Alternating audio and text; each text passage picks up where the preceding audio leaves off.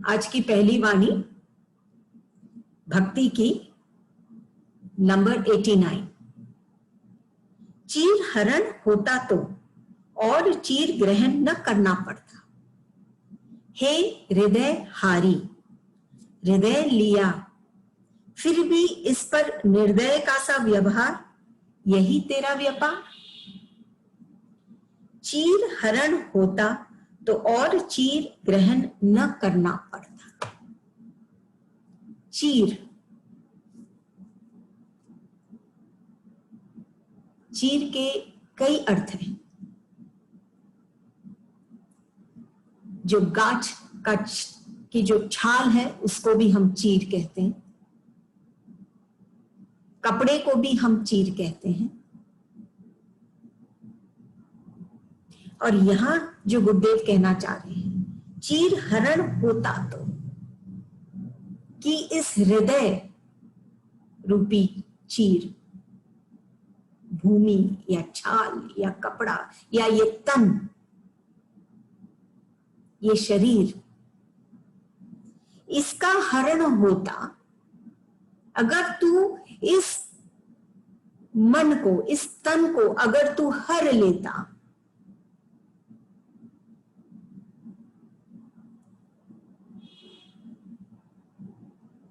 तू मुझे हर लेता, तो और चीर ग्रहण न करना पड़ता, तो फिर वापिस ये शरीर धारण नहीं करना पड़ता।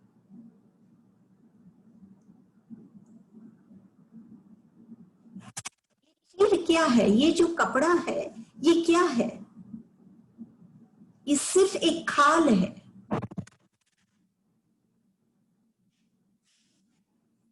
तो अगर हमारे इष्ट, हमारे प्रभु हमारे इस हृदय को, इस मन को हर लेते, अपना बना लेते, तो हम उनमें ही समा जाते और वापिस ये शरीर जैसे वो खाल, जैसे वो वस्त्र, हमको वापिस नया नहीं लेना पड़ता, वापिस चीर ग्रहण नहीं करना पड़ता।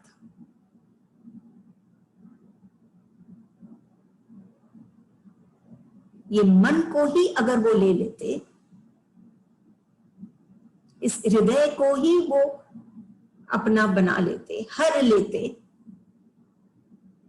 तो फिर हमको वापिस ये चीर ग्रहण नहीं करना पड़ता। ये जो छाल है, ये जो तन शरीर है, ये फिर से हमको ग्रहण नहीं करना पड़ता। भक्ति की स्थिति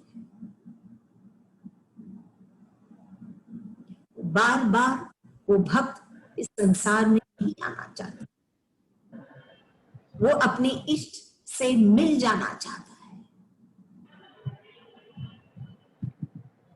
एक हो जाना चाहता है अपने इष्ट के साथ।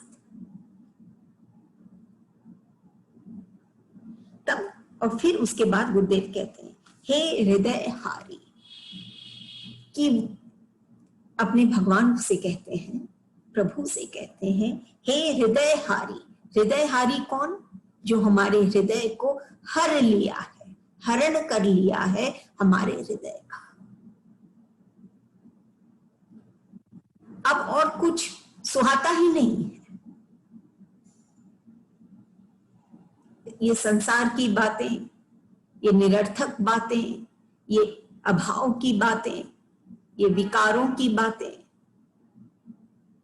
ये बाहर की बातें सुहाता ही नहीं। हे हृदय हारी। देखिए, एक भक्त अलग अलग तरीके से अपने इष्ट को संबोधित करता है। कभी वो कहता है तू ही माता पिता, कभी बंधु सखा,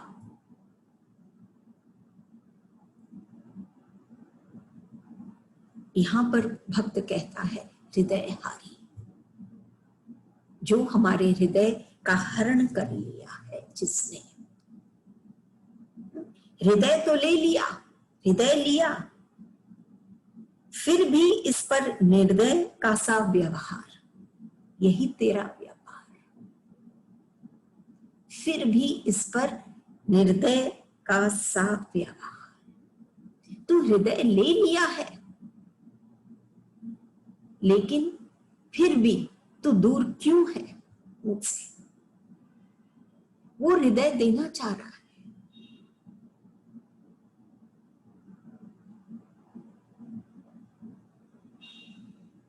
फिर भी वो सिर्फ अपना हृदय देकर वो खुश नहीं है। वो चाहता है अपने इष्ट से मिलन। वो और कुछ नहीं चाहता है। वो चाहता है कि सिर्फ उसका इष्ट उसको दिखे हर पल हर क्षण। इस पर निर्दय सा व्यवहार, एक तड़प है उसके भीतर। हृदय तो दे दिया और वो ले भी लिया, लेकिन अभी भी तड़प है। देखिए, प्यार एक ऐसी चीज है जो वीराने को भी गुलिस्तान बना देती है। जहां कुछ नहीं है, जो वीराना है, स्थान, ऐसा स्थान जहां कुछ नहीं, उसमें प्यार से वो जो मालिक या माली जब प्यार से उस स्थान को सींचता है तो उसको गुलिस्तान बना देता है।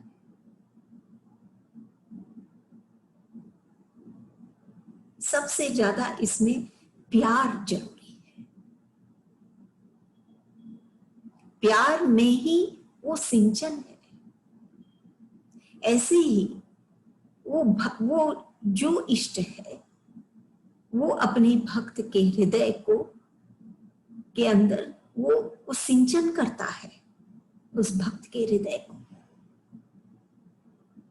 और उसको गुलिस्तान बना देता है। ऐसा कि अपने इष्ट की जो वो परिचय हुई थी, उसकी भक्त की अपने इष्ट का परिचय जो हुआ था, वो पहचान में बदल जाती है।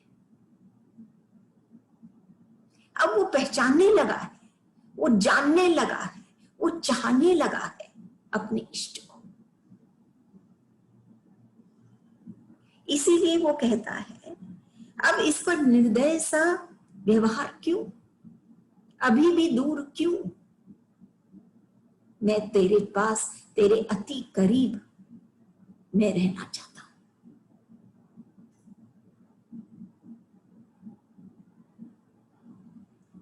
आंखों से हम सब कुछ देख सकते हैं,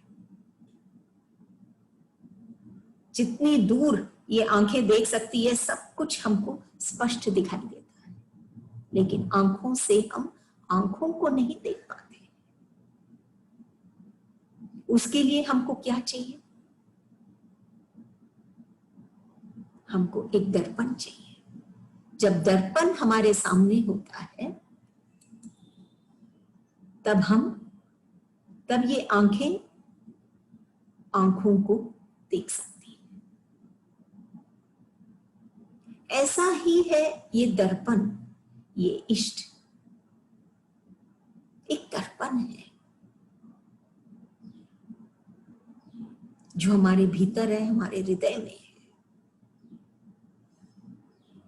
और जब हम वहां देखते हैं उस दर्पण में, तो हम क्या हैं, हमारी हमारी नजर कैसी है, हमारी दृष्टि कैसी है, हमारे विचार कैसे हैं, सब कुछ हमको दिखने लग जाता है। ये भक्त अपने हृदय के दर्पण में झांकता है, देखता है और पाता है अपने इष्ट को। तभी वो कहता है कि तूने मेरे हृदय को तो हर लिया, हरण कर लिया तूने मेरे हृदय का, अब तू मुझे दिख।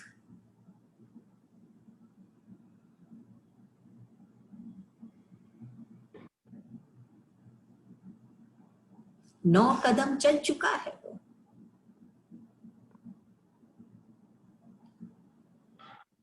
एक एक और चढ़ना है।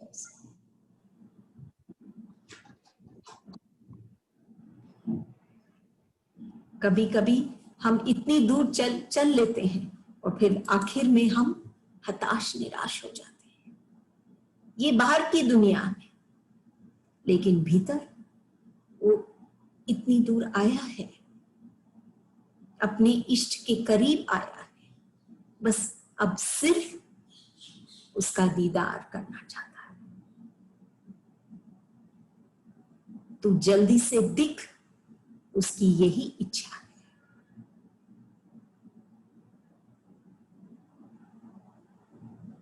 वो अपने इष्ट से मिलना चाहता है, तभी उस अपने इष्ट को निर्दय सा व्यवहार कि तू, मैं आया हूं तेरे पास, लेकिन अभी भी तू मुझे नहीं दिख रहा है, तू मुझे दिख। व्याकुलता है मेरे भीतर, मैं और कुछ नहीं चाहता। ये है भक्त की स्थिति।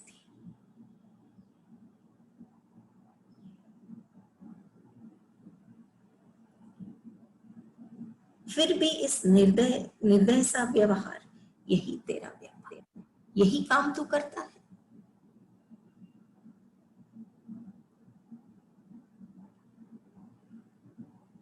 लेकिन जिस दिन वो यहां तक आ गया, वो भक्त सब कुछ छोड़कर, सारे अभाव विकार छोड़कर, अगर वो इस स्थिति में आ गया है कि वो उसको कह सके, हे हृदय हारी, अधिकार से कह सकता है, हे हृदय हारी, तो वो स्वतः ही, शीघ्र ही, जरूर ही अपने इष्ट को पा जाएगा। अगली वाणी नंबर 90 भक्ति की। बसंत से हेमंत का अंत है, बसंत से हेमंत का अंत है, हे अनंत कर शांत कर अनंत। बसंत, हेमंत, अनंत, शांत,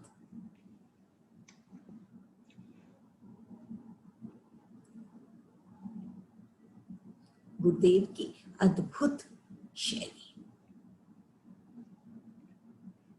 क्या कह रहे हैं गुरुदेव? बसंत से हेमंत का अंत है।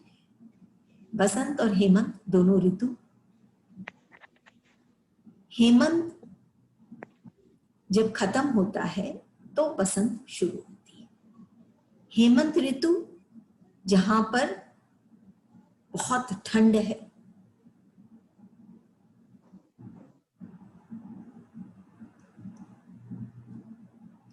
बर्फ है, ठंड है, ग्रीष्म ऋतु जिसको हम कहते हैं।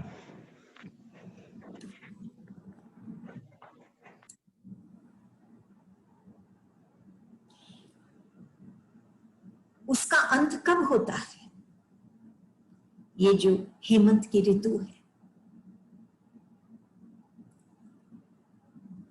इसमें वो गर्माहट नहीं है।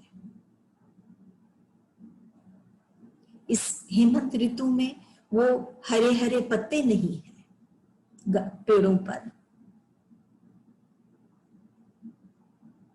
वो सुंदर फूल नहीं खिलते हैं। ऐसा है ये हेमंत ऋतु।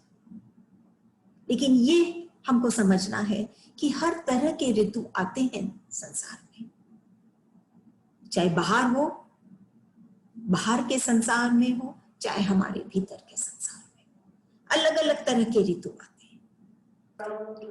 हेमंत ऋतु भी आता है, हेमंत ऋतु भी आता है।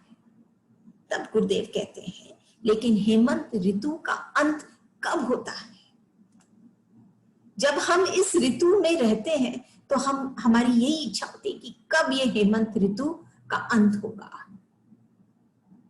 कब ये ठंड खत्म होगी,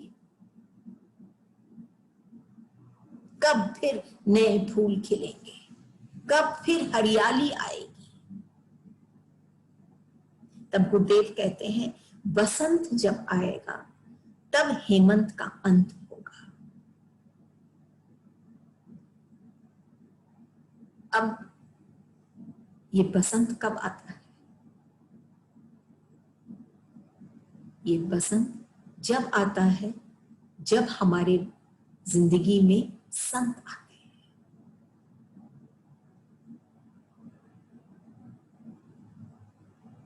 जब गुरु आते हैं, संत आते हैं, तो वो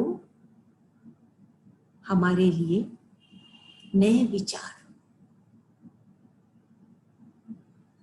हरे भरे विचार, भाव से भरे विचार,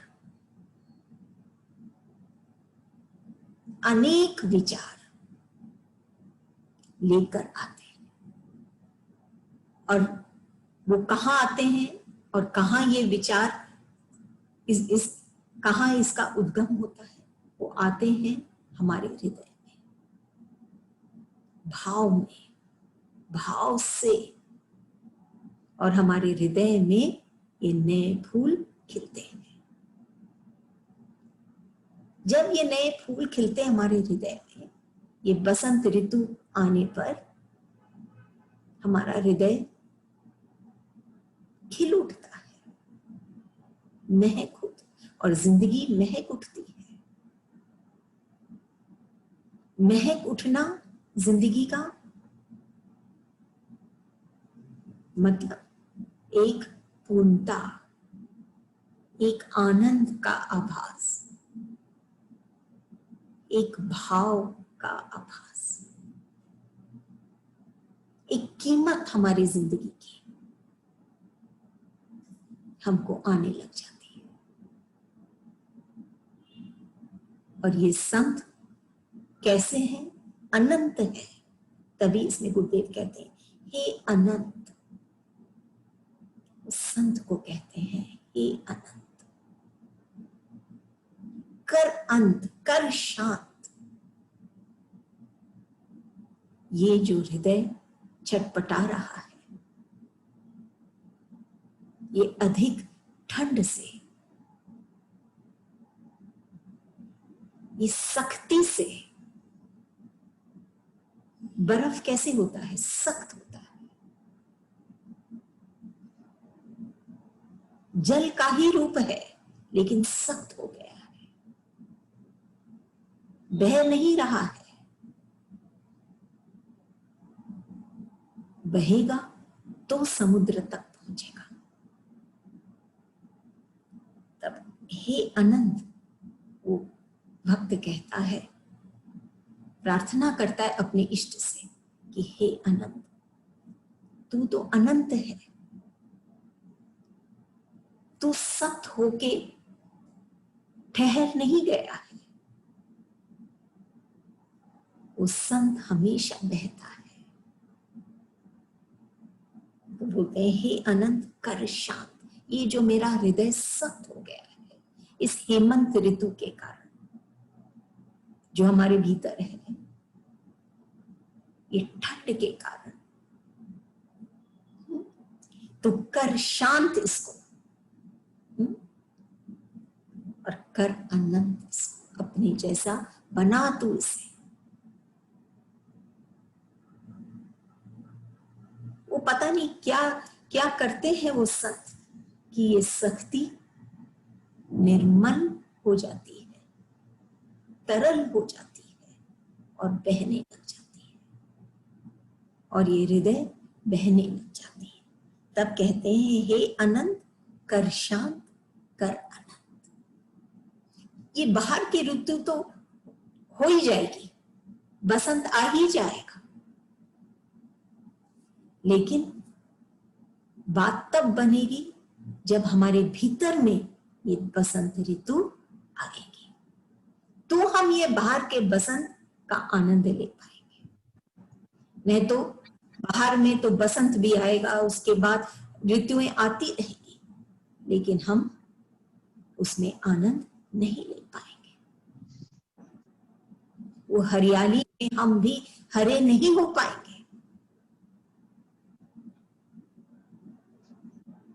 वो फूलों की खुशबू से हम अपने जीवन को भी महका नहीं पाएंगे, जब तक हमारे भीतर ये बसंत ऋतु या ये संत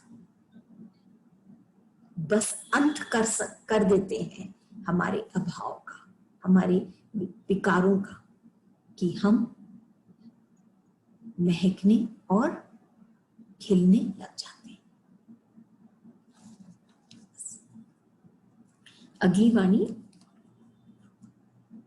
ये क्या 91 भक्ति की, यह क्या प्रीति का उपहार, सीता असती कही गई, राधा पापिनी कलंकिनी, क्या यही तेरा उपहार है। गुरुदेव कह रहे हैं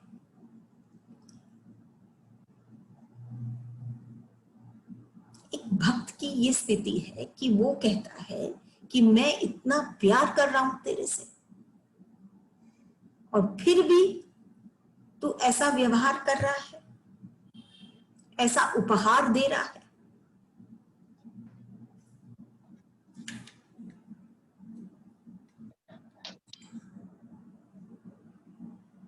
ये क्या प्रीति का उपहार है। गुरुदेव कहते हैं प्यार, प्यार अनकंडीशनल होता है। प्यार में हम जब तक मिट नहीं जाते हैं तब तक हम सिर्फ प्रेम की बातें करते हैं, प्रेम नहीं करते। मिट जाना,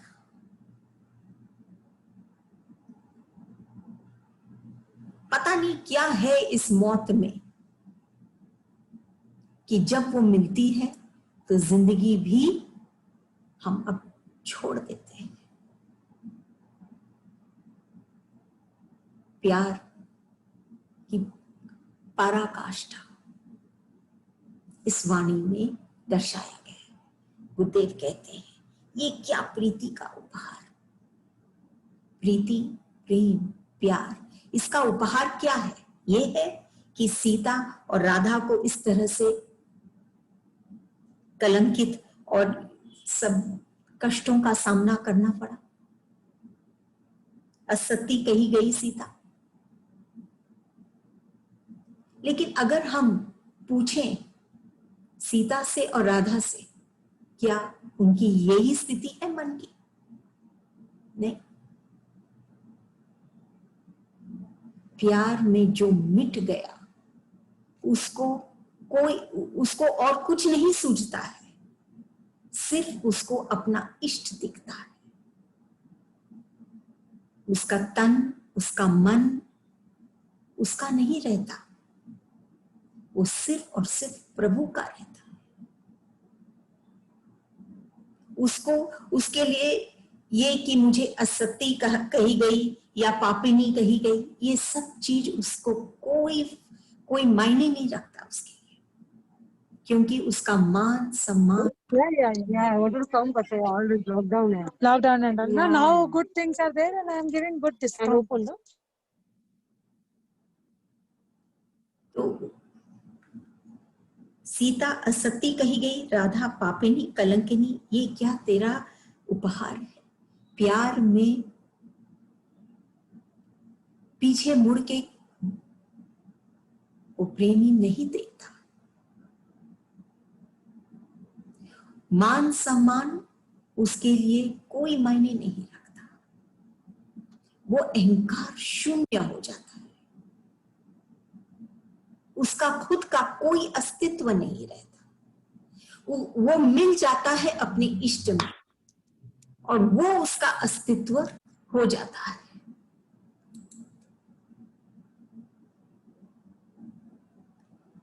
इसीलिए सीता या राधा,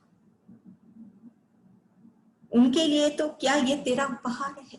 उनके लिए तो ये जरूरी नहीं है, उनको तो सबसे बड़ा उपहार मिल चुका है। उनको अपना प्रभु मिल चुका है और उनको कुछ नहीं चाहिए। भक्ति की पराकाष्ठा, प्रेम का पराकाष्ठा ये है। ये नहीं कि हम देते हैं अपने कुछ तो हम बदले में कुछ चाहते हैं, कुछ उपहार चाहते हैं।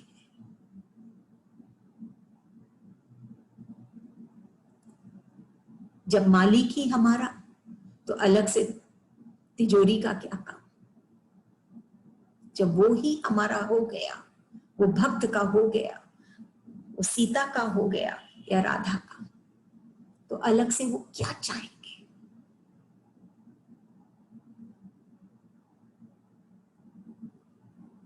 भक्ति में ये बातें आती हैं। वो प्रेम की बातें करता है, लेकिन प्रेम करना एक अलग चीज है।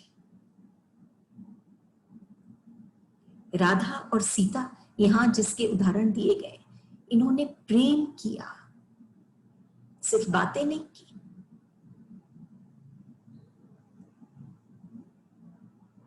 वो अभी भी उनके अंदर वो तड़प नहीं थी, वो तो दूर थे ही नहीं अपने इष्ट से कि वो तड़प हो कि तू कब मुझे मिलेगा। चाहे सीता को निकाला गया, चाहे जो भी हुआ, वो कभी भी अपने आप को राम से दूर नहीं पाई। और यही बात है राधा की, कभी भी कृष्ण से दूर नहीं हुई।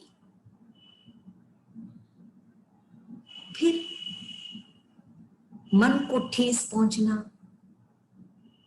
क्या क्या उपहार मिला, ये सब बातें कोई अर्थ नहीं रखता।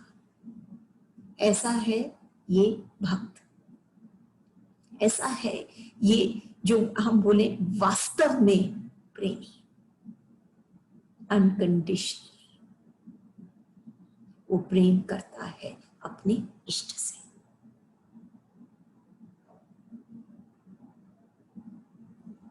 बरवानी फिर से पढ़ते हैं। ये क्या प्रीति का उपहार, सीता असत्य कही गई, राधा पापिनी कलंकिनी, क्या यही तेरा उपहार है।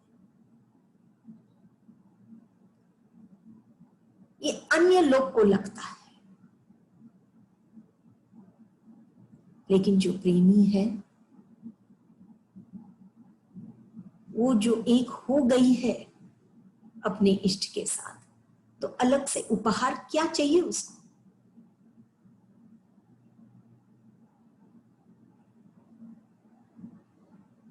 जो ये बात समझेगा तो ये प्रश्न ही नहीं उठेगी कि जब वो एक समा गई, जैसे वो नदी जब समा गई वो सागर में,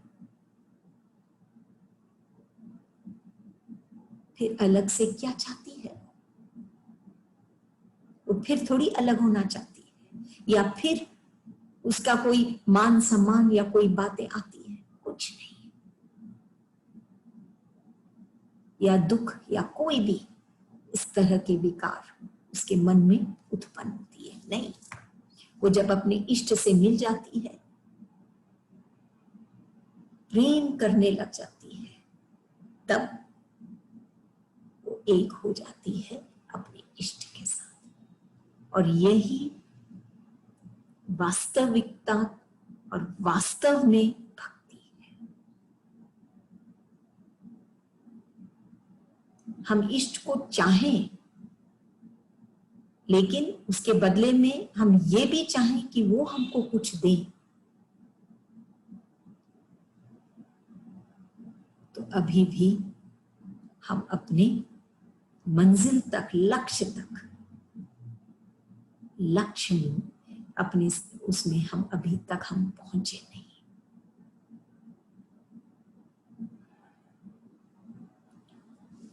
अगली वाणी 92। तू बड़ा कि तेरे खिलौने, खिलौनों को देख हैरान,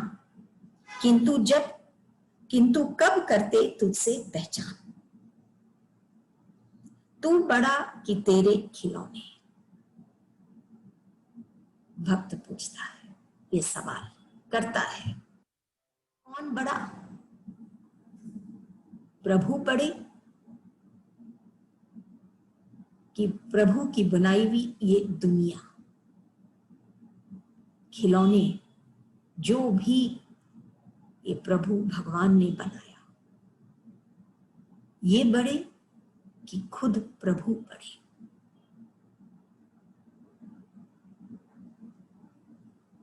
दुनिया एक ही है, लेकिन फिर भी सबके लिए सबकी दुनिया अलग है।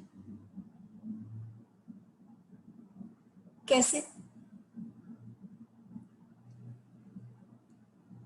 मनुष्य के विचारों के कारण,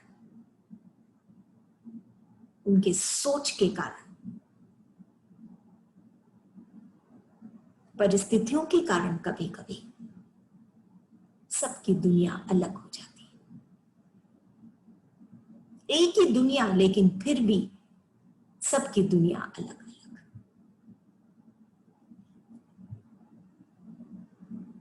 लेकिन भक्त पूछता है कि तू बड़ा कि तेरे ये खिलौने? उसकी सोच ये है, उसके लिए क्या प्रभु बड़े हैं कि खिलौने? वो सवाल कर रहा है। खिलौने को देख हैरान। वो ये सब जो भारी वस्तुएं हैं, ये जो भोग है, ये जो स्थूल है, इसको देखकर वो हैरान है। हैरान है क्योंकि इसकी प्रकृति कैसी है? आज है, कल नहीं है, परिवर्तनशील है, टूट जाती है, कभी कभी वापस जुड़ती भी नहीं है।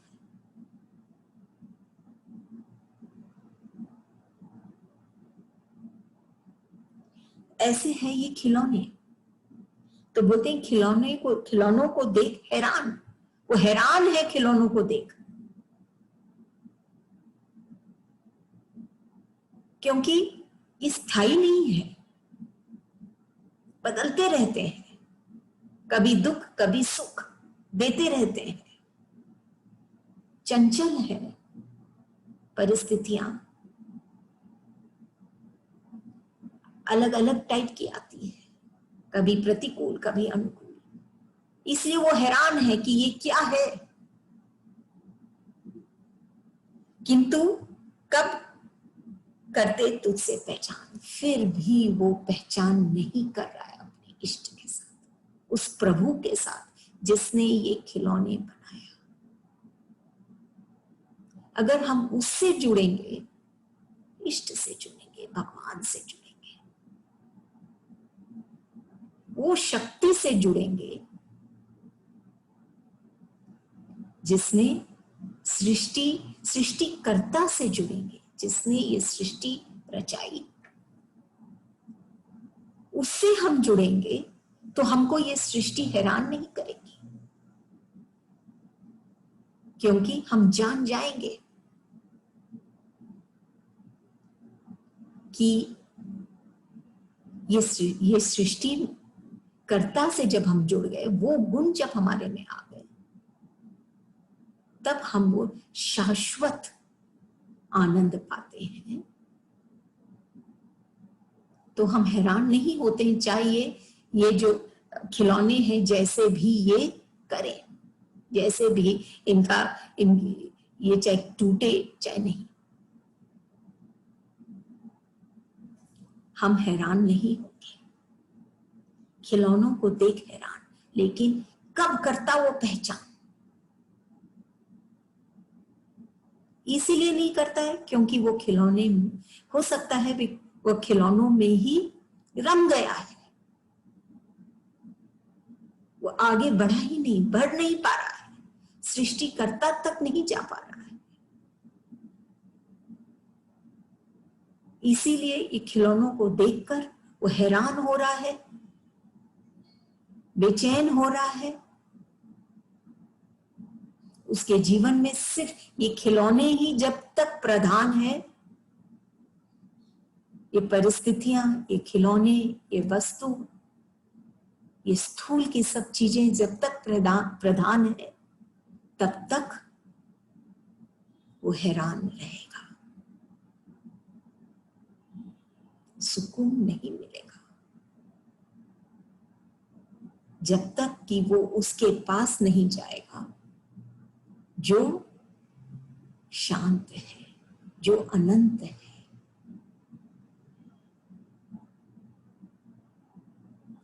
जब वो उसको पहचानेगा तब जाके उसके जीवन में वो आनंद आएगा, वो हैरान नहीं रहेगा।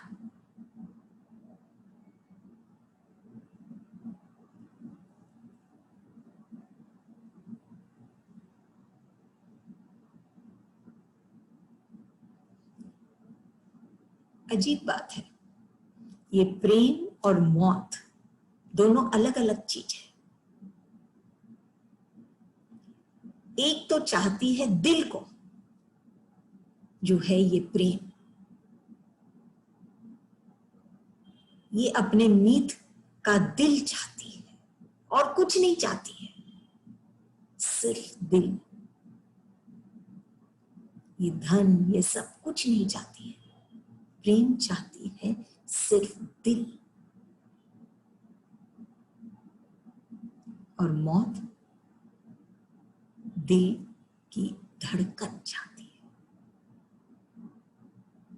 मौत क्या चाहती है? दिल की धड़कन। वो दिल की धड़कन को ही तो ले लेती है, वो वही चाहती है।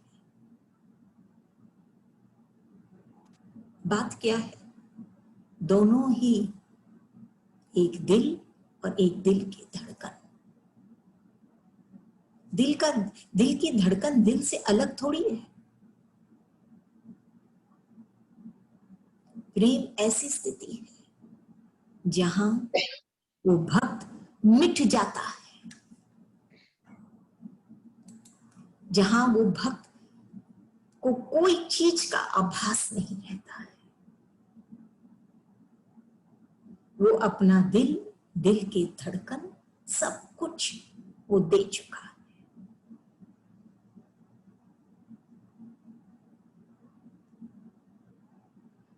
हो सकता है प्रेम और मौत दो स्थितियां हैं, लेकिन दोनों में बहुत कुछ ऐसी बात है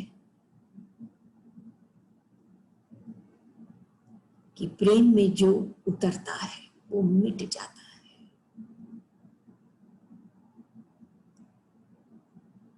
और अगर वो प्रेमी बन गया तो मौत भी सिर्फ मिलन ही है और कुछ नहीं। वो अपने दिल के धड़कन भी अपने इष्ट को